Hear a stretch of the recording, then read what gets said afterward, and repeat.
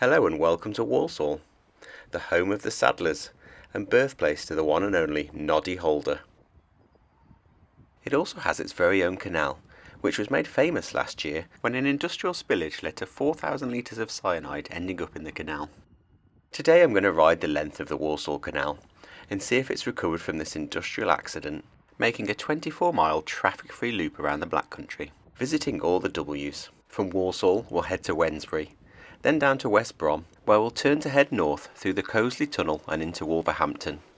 We'll head over to Wensfield before turning south to make our way back into Walsall, forming a 24-mile mixed surface ride.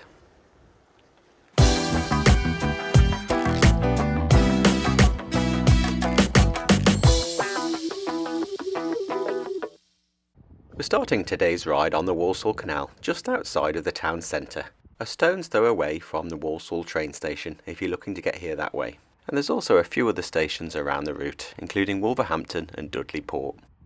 We're going to start this ride by heading south down the canal, and with limited sunlight this time of year and 24 miles to go, it's time to get going.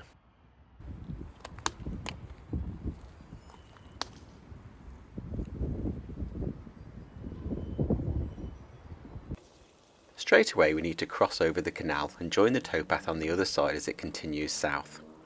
We'll need to cross over this black and white BCN canal bridge, one of many you'll see over the Birmingham Canal Navigations. And after crossing over, we need to come back on ourselves as we go down the ramp and perform a hairpin turn at the bottom. The ramp's being designed like this, with both heading in the same direction, is a nod to the past.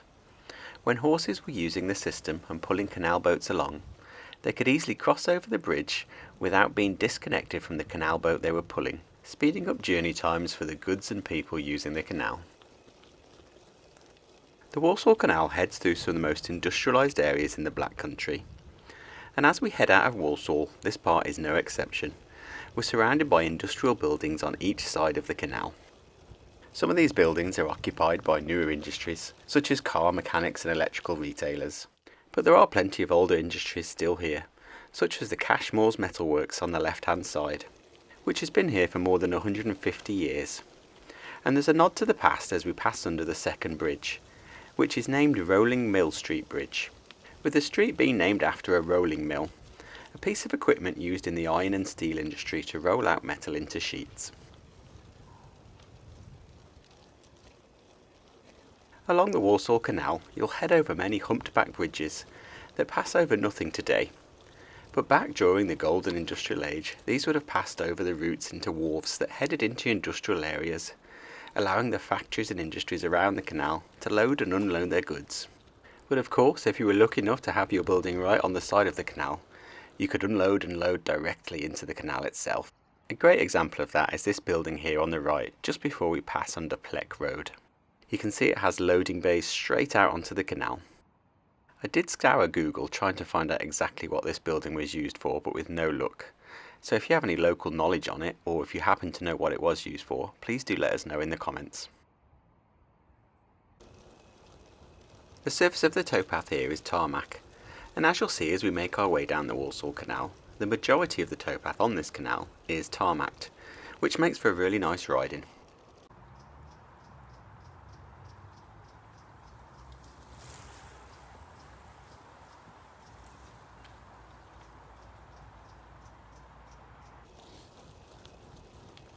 As the canal makes a westerly turn and heads for the M6, we head past a large area of derelict land on the right hand side. This was the former site of the James Bridge Copper Works, a copper refining plant that operated up until 1999.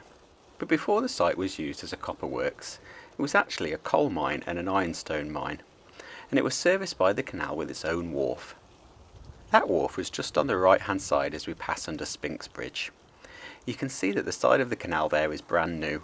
It's of modern construction. It was recently filled in as the site is to be redeveloped with modern commercial units. We're now closing in on the M6, Britain's first motorway, the first section of which opened in 1958, and this section here from Walsall to Stafford, which was opened in 1968.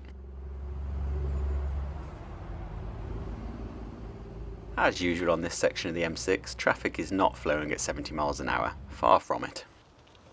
We pass under the M6 just south of Junction 10, and in terms of M6 landmarks, that's just south of the old Walsall Showcase Cinema and just north of a Swedish furniture supplier. We pass over the top of Bentley Mill Way on an aqueduct, and if you've ever driven underneath this aqueduct, you'll definitely remember it because it's a really narrow passage. This is one of the few sections of the Walsall Canal that actually feels quite open.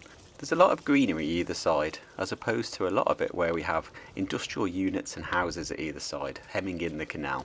And with the trees wearing their full autumn colours, you might even say it's pretty here. A little further down the canal, on the right hand side, you might notice a spot where the canal seems to widen. This is not just a random widening of the canal, this is in fact where the Anson branch used to split off from the Walsall Canal and make its journey just over 1 mile up towards the Birch Hills area of Walsall, where it serviced limestone and coal mines, in the area now known as Reedwoods Park. After those mines fell out of use, the canal found a new lease of life, supplying water till the Birch Hills power station, which was built during the First World War. The canal carried on providing cooling water to the power station, right up until 1980 when it was decommissioned.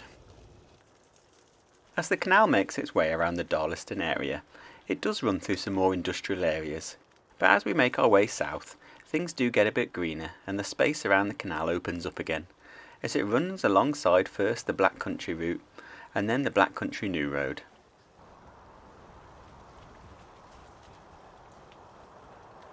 The Walsall Canal as we know it today was built in 4 main stages, with the first section being completed in 1785. The final section, however, which completed the connection from Walsall to the Wyrley and Essington Canal, was not completed until 1841. The canal had numerous branches and wharves along its length, one of which I've already pointed out with the Anson branch, and there was many more as we head south, and I'll try and point some out, but this would be an extremely long video if I tried to point out all the wharves and branches that used to connect to this historic canal. The canal is a total of 7 miles long and has 16 locks along its length. 8 of them are at the Walsall end of the canal, and 8 of them are at the Riders Green end of the canal. We're now passing under the Black Country New Road, under these lovely 2 arched bridges that take us under one of the roundabouts on this route, and we're heading into the Moxley area. And this area used to be covered in coal mines, and this was the reason that the first section of canal, the southern section of the Walsall Canal, was built, to serve these coal mines and be able to get the coal out there and into the industries across the Black Country and Birmingham that were using it. From here the canal heads past Moorcroft Wood on the right hand side. This is now a nature reserve, and very different to the place it was during the Industrial Revolution when it was strewn with coal and ironstone mines. After passing under Pipe Bridge, we can see on the right hand side the remains of the Bradley branch. Now this ran from here off the Walsall Canal up to the Coseley Loop Canal, which was originally a part of the canal that ran between Wolverhampton and Birmingham. Although you can see there is some water in there, it quickly runs dry, but you can still follow the towpath and the route of the old canal, and I did that in my Curley Wyrley Loop video, as I made my way from here back to the Birmingham mainline canal. If you want to watch that, I'll leave a link in the video description to it. The canal takes us under the route of the West Midlands Metro, before heading over the entrance to yet another wharf, and opposite of which you will find the remains of the Gospel Oak Branch Canal. We now need to cross over the canal to carry on our journey as the towpath switches sides.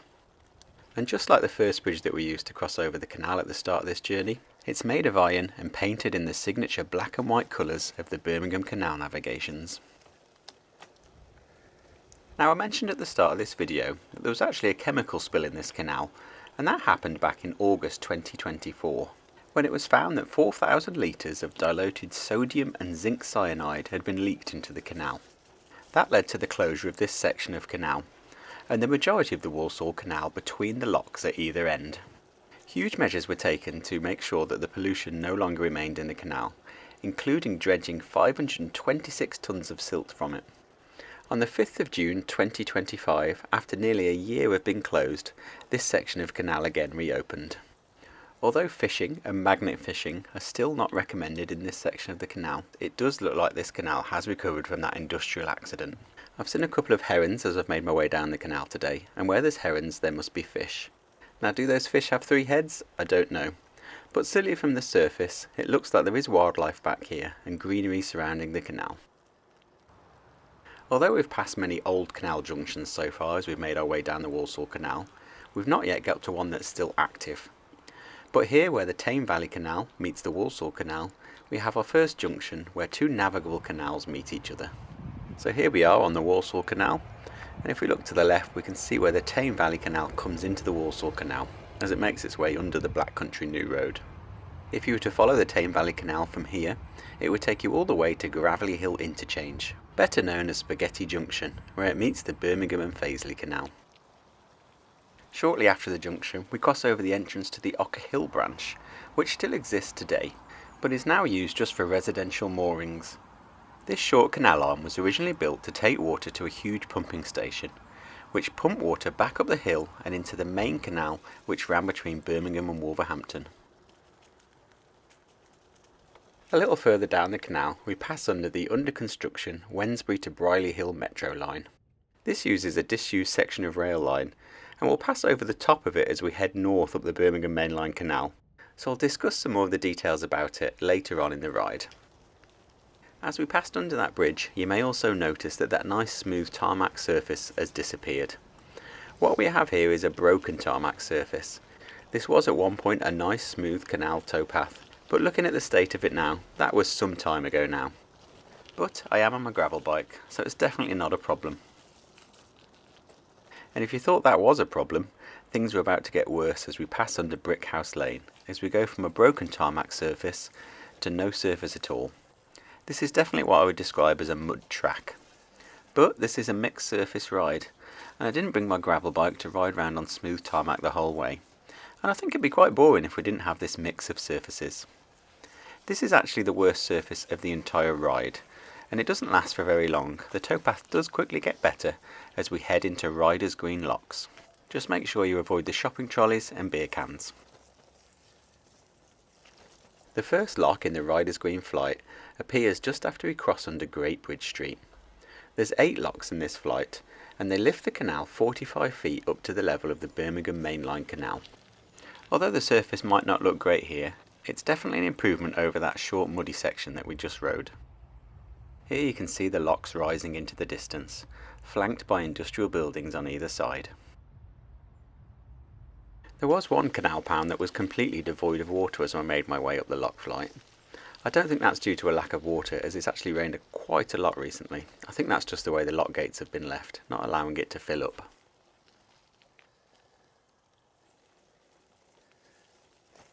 At the top of the flight of locks, we come to the junction with the Balls Hill branch, and the now demolished bridge which took the towpath across the canal here. This is what's known as Riders Green Junction, and although the Balls Hill branch that splits off from the Walsall Canal here used to run for a couple of miles up to Balls Hill Basin, it's now just a short stub of a canal, with the Canal and River Trust clearly marking that there should be no right turn here. We're now on the final stretch of the Walsall Canal before it meets the Birmingham mainline canal, and the towpath here is definitely an improvement for what it is on the locks. It is somewhat of a gravel surface here and makes for much nicer riding.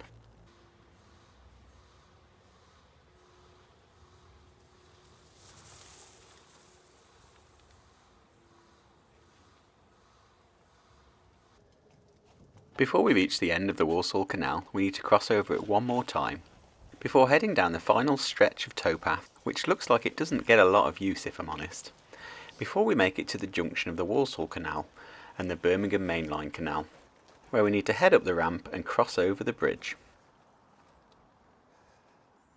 So that's where we've just come from, the southern end of the Walsall Canal, and if we pan round to the left, here we can see the junction with the Birmingham mainline canal.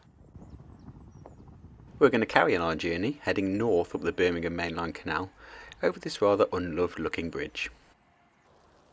After crossing the bridge, there is a short section of towpath which isn't particularly good. Again, it looks like it's just not used very often. But as soon as we get to this bridge, we can head over it and onto the other side where we get a proper tarmac surface.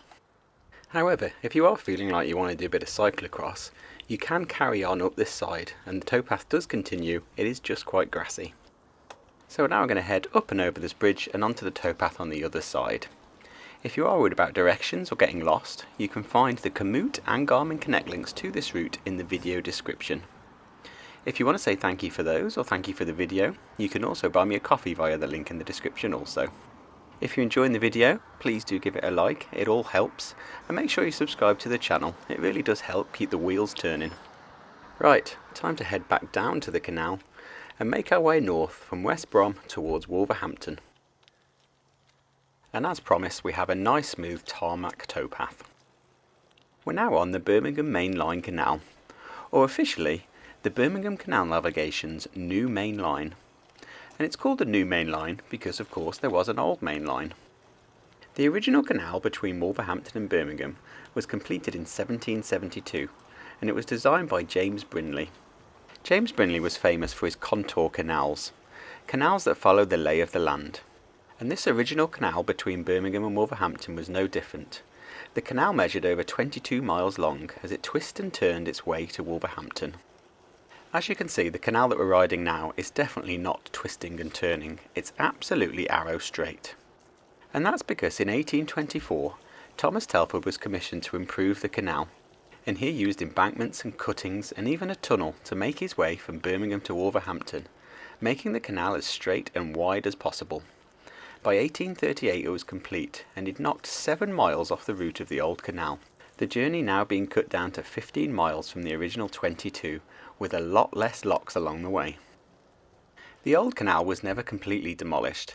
In a lot of places it crisscrossed with the new main line. And at this point here, the old main line and the new main line run parallel to each other. So they decided to build the Gower Branch Canal, which linked the two together. There was obviously a lot of industry that had grown up around the old canal, and this provided a link to get on the new fast canal.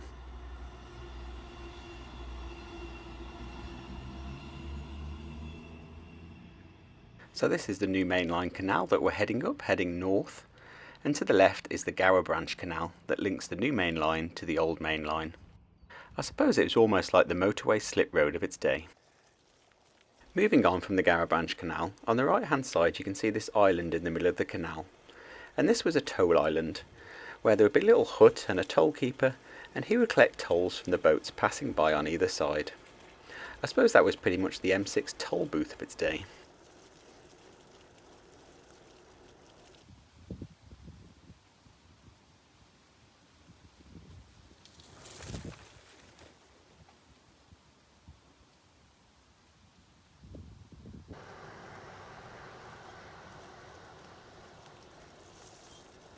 We get the chance to race the occasional train as we carry on our journey north up this dead straight section of canal.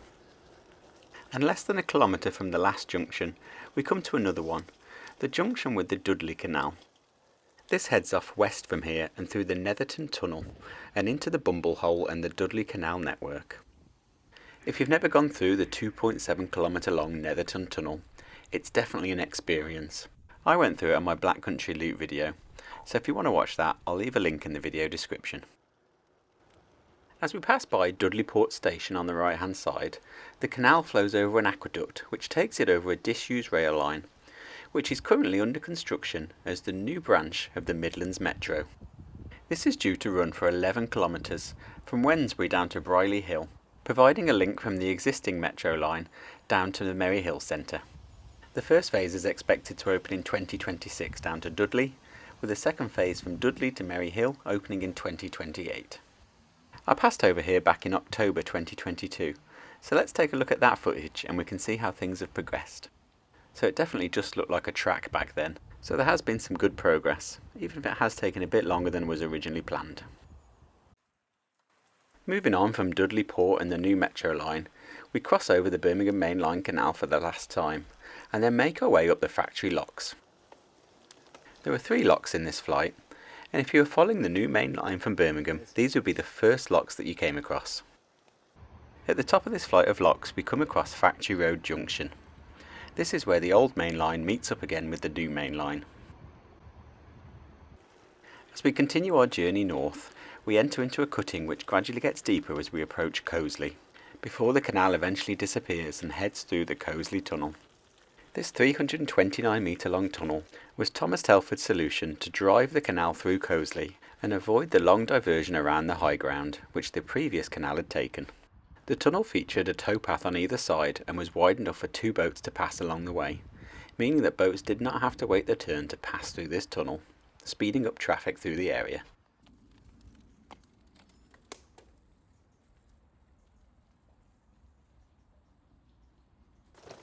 I have ridden through this tunnel before, and even run through it when I did the Birmingham and Black Country half marathon earlier this year, but I've forgotten quite how dark it gets in the middle. I would definitely advise getting a light on your bike if you're going to make this journey through the tunnel, or get off and push and take it slow. Definitely don't do what I'm doing and cycle through in the pitch black. Fortunately, I was able to reach the light at the end of the tunnel and emerged on the northern portal unscathed. As we approach Wolverhampton, we meet up with the Wednesbury Oak Loop Canal at a place known as Coop Basin. And what is now a branch canal did used to be the main route of the canal as it made its way around Coseley, avoiding that high ground that the tunnel has taken us through. The modern road in front of us here that crosses over the canal is the Black Country route, and if you were to jump on that here and take a right turn, that would take you up to junction 10 of the M6 and into Walsall. Now we are heading to Walsall, but we're certainly not going to be riding down that. We're going to take the more pleasant route along the canals. And this really is quite a pleasant section of canal here as we approach Wolverhampton centre. It's not dead straight like the sections that we saw further south, as this didn't see the improvements that Thomas Telford laid upon the southern section of the canal. It has a quieter feel to it, and there are some nice sections of greenery as we make our way along it. Don't be fooled by the green spaces though, there's still plenty of industry along this section of canal, and signs of industry from times gone by. This is Chillington Wharf. This is an old canal and railway interchange. When the railways came along in the 1800s, they didn't finish off the canal trade. In fact, they worked together, especially in the West Midlands, making sure that raw materials made their way to the factories and finished goods got to their destinations. And at wharfs like this that had a railway interchange, goods were lifted off the canal boats and onto the trains and vice versa. There used to be a lot of these railway interchanges across the Birmingham Canal Navigations. And sadly, this one is definitely looking a little worse for wear. After passing under Horsley Fields Road, we come to Horsley Fields Junction. This is where the Wyrley and Essington Canal meets the Birmingham mainline canal, and this is where we're going to turn off and carry on our journey down the Wyrley and Essington Canal. Here we need to cross over the bridge and take a right turn, heading under the main railway line between Birmingham and Wolverhampton. The canal takes us under the Wolverhampton to Walsall Railway, before bringing us to the Heath Town Silver Arch. This archway was constructed at the site of an old railway bridge which has now been dismantled. This railway was another route into Walsall from the area, and the arch is quite dramatic. It's definitely something a little bit different to look at as we make our way through this old industrial area. The local geese definitely seem to be a big fan as well. Before we get to Bentley Bridge Retail Park, the towpath crosses over the canal, before we reach what was a canal junction here at the retail park. Here on the right, the old Bentley Canal passes under the bridge and into the retail park. The Bentley Canal opened in 1843, and it linked the Wyrley and Essington Canal to the Anson branch of the Walsall Canal. And we saw earlier in the journey where the Anson Canal used to branch off from the Walsall Canal. So if these canals were still open, which they're not, we'd still be able to cycle between them using this canal. As it is, only this short stub of the Bentley Canal remains. The towpath is very well surfaced as we pass by the Bentley Bridge Retail Park, but as we go under Wolverhampton Road, under Rookery Bridge, the towpath turns to gravel. Obviously this is not an issue because I'm on a gravel bike and this is its natural habitat, and it's actually quite a well surfaced gravel path.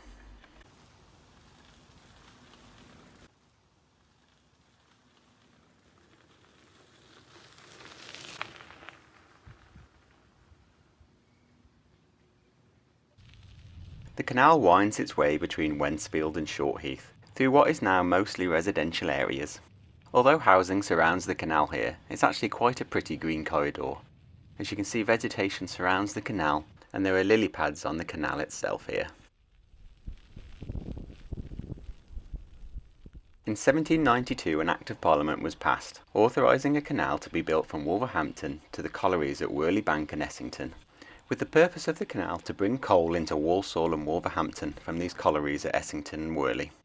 Work began quickly on the canal, and in just 2 years, under the supervision of Chief Engineer William Pitt, the first 6 miles of canal to Sneyd Junction were open.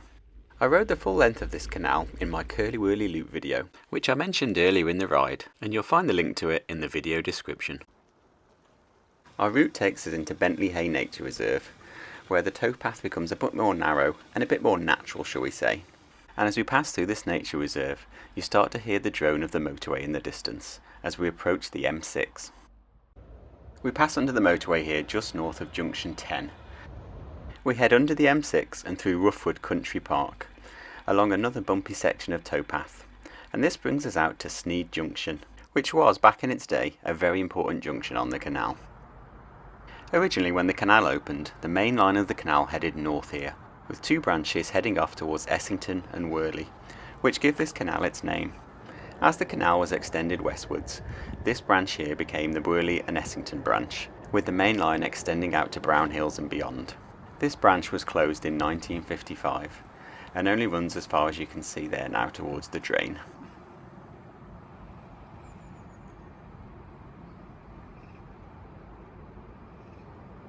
We're going to head under the bridge towards Birch Hills and Walsall and carry on our route. The towpath is much improved here. Again, we're on a wide gravel track. As we pass by some of the moored boats here, there's also another branch going off to the left. This was the Sneyd branch. Although calling it a branch of the canal might be a little bit generous, as it only really ever extended a few hundred metres off the canal here, and was more of a wharf than an actual branch canal. We're now coming to the end of the first section of canal that was authorised by Parliament in 1792. But before this section of canal was even finished and opened, a second Act of Parliament in 1794 authorised the extension of the Wyrley and Essington Canal all the way to Huddlesford Junction on the Coventry Canal, just outside Lichfield.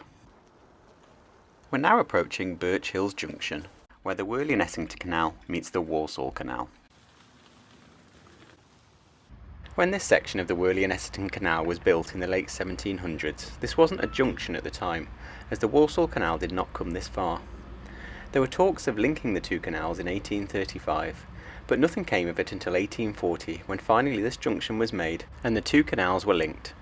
Here on the right is where the Walsall Canal comes into the Wyrley and Essington, and that's the way we're going to be heading, south down the Walsall Canal back to our start point in Walsall Centre.